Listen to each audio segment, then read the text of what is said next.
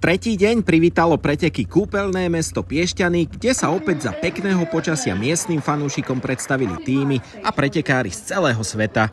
Špeciálnym hosťom etapy bol generálny manažér Soudalu Quickstep Patrik Lefever, ktorý prišiel pozdraviť svojich pretekárov spolu s Jánom Miškovským, slovenským sponzorom tímu. Etapa previedla pelotón z Piešťan do Dubnice nad Váhom. Do pretekových kilometrov sa jazdcom pripísalo klasikárskych 161 kilometrov, 3 horské a 2 rýchlostné prémie. Cyklisti ochutnali krátke stúpania Bielých Karpát a v závere sa očakával špurt.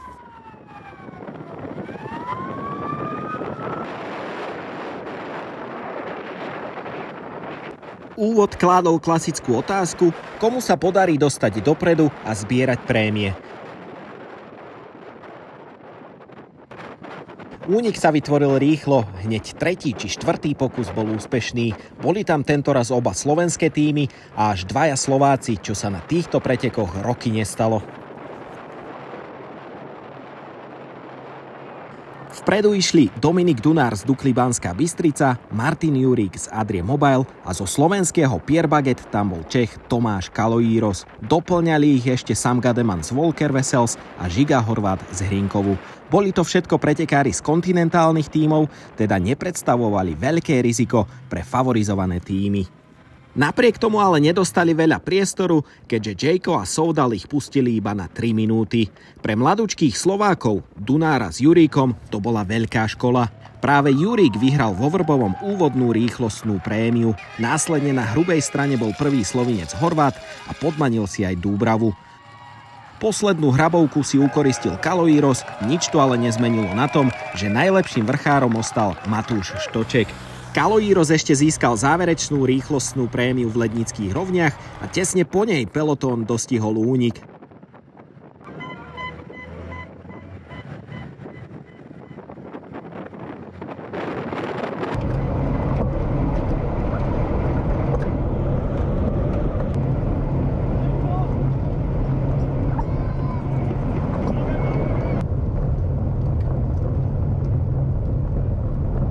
Záver v Dubnici nad Váhom vymyslel zostavovateľ trate Stanislav Holec veľmi atraktívne a v poslednom kilometri boli technické pasáže, kde to tým Soudal Quickstep výborne zrežíroval na Juliana Alaphilippa a dvojnásobný majster sveta urobil všetko správne. Zvíťazil druhý raz na Slovensku a v celkovom poradí sa dostal už na 2. miesto.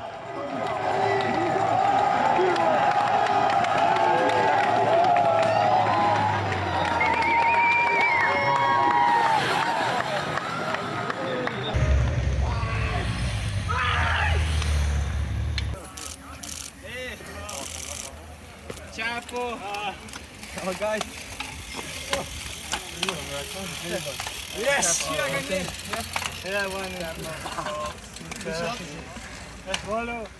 Naďalej vedie dánsky víťaz druhej etapy Anders Foldager, no pred Alaphilippom má už iba 10-sekundový náskok. Zmena nastala v súťaži o najlepšieho Slováka, kde Martina Svrčka vystriedal na čele Lukáš Kubiš. Jazdec Elkovu Kasper sa znova tlačil medzi najlepších a skončil 5. Vždy je dobré vyhrať, predovšetkým tu na Slovensku. Pre nás sú to dôležité preteky, pretože máme slovenského sponzora Janom a preto sme vždy motivovaní, aby sme tu vyhrali. Bolo pekné vidieť mladých jazdcov, ktorí mi tak výborne pomohli a ja som sa im mohol odvďačiť.